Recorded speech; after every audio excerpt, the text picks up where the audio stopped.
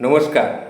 আজকের আমার বিষয় ভাড়া বাড়ির যন্ত্রণা। আমরা অনেকেই আমাদের নিজেদের বাড়ি নেই, ভাড়া বাড়িতে থাকি। কিন্তু ভাড়া বাড়িতে থাকলে কি কি যন্ত্রণা ভোগ করতে হয় সেগুলো যারা ভাড়া বাড়িতে থাকে তারাই কিন্তু খুব ভালো বোঝে, সবাই কিন্তু বোঝে না। শুনুন, সেই ভাড়া বাড়ির কি যন্ত্রণা আপনার সামনে একটু তুলে ধরার চেষ্টা করি, কারণ আমিও দীর্ঘদিন ভাড়া বাড়িতে ছিলাম।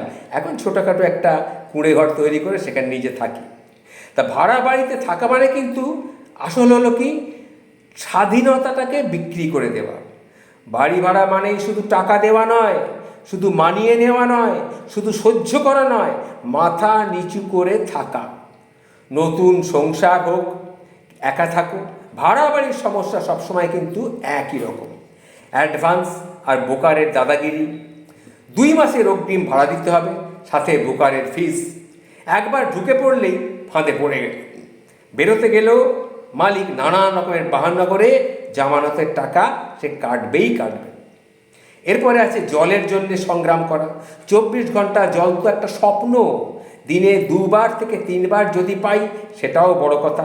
তারপরে বাড়ির মালিক আগে জল তুলে নেবে, তারপরে ফোঁটা ফোঁটা জল সেটা থাকলো ভাড়াটিয়ার জন্যে।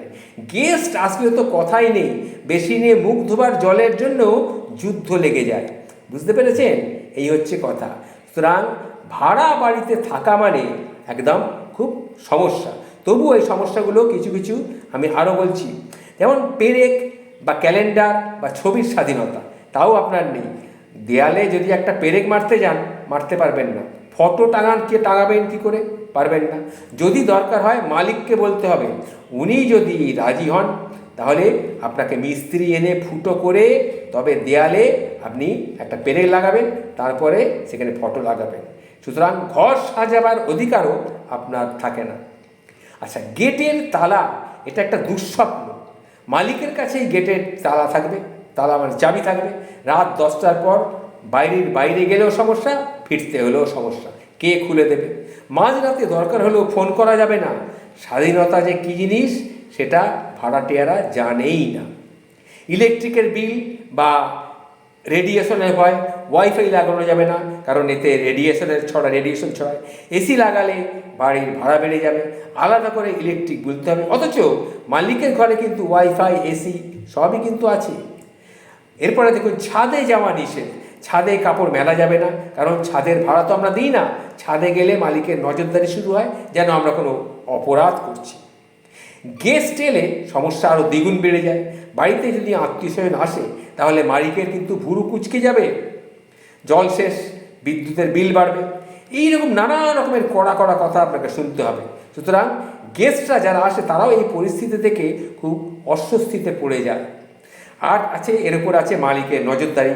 আমি কখন আসছি, কখন যাচ্ছি, বাড়িতে কে কে আসছে, কে কে যাচ্ছে, সব কিছুতে মালিকের নজর। যেন আমাদের ব্যক্তিগত জীবন বলে কিচ্ছু নেই। বন্ধুবান্ধব ডেকে যে ঘরের মধ্যে একটু আনন্দ ফুর্তি করবেন, সেটুকু আপনি করতে পারবেন না। বন্ধুদের নিয়ে বাড়িতে ডেকে নিয়ে ছোটোখাটো পার্টি, সেটাও নিষেধ। ভোরে জোরে গান বাজাতে পারবেন না, তাহলেও বিপদ। তাহলে মালিকের সঙ্গে ঝগড়া বাঁধবেই। যেন ভাড়া বাড়িতে থাকা মানে সবসময় নিঃশব্দে আপনাকে জীবনটা কাটাতে হবে। ভাড়া বাড়িতে থাকা মানে স্বাধীনতা বিক্রি করা, এটা আমি আগেই বলেছিলাম। যারা নিজস্ব বাড়িতে থাকে তারা এসব কিন্তু ঠিক বুঝবে না। শুধু একটা ছাদের নিচে থাকার জন্যই যারা ভাড়া বাড়িতে থাকে তাদেরকে কত যে কষ্ট সহ্য করতে হয়, কত স্বপ্নকে ধূলিসাৎ করে দিতে হয়, সুখ স্বাধীনতা যে কিছুই থাকে না, এগুলো তাকে সেই একমাত্র বোঝে। সব কিছু মালিকের মর্জির উপরে তাকে নির্ভরশীল হয়ে চলতে হয়। কিন্তু একদিন তো নিজের বাড়ি হবেই, যেখানে কোনো বাড়িওয়ালার অনুমতি নিতে হবে না, সেখানে শান্তিতে ঘুমোনো যাবে। এখানে এক ফোঁটা জলের জন্যে ভিক্ষে করতে হবে না। ভাড়া বাড়ি থাকার এই যে দুঃখগুলো, এগুলো যারা ভাড়া বাড়ি থাকে তারাই কিন্তু অনুভব করেছেন। আমিও একসময় ভাড়া বাড়িতে ছিলাম, আমি জানি।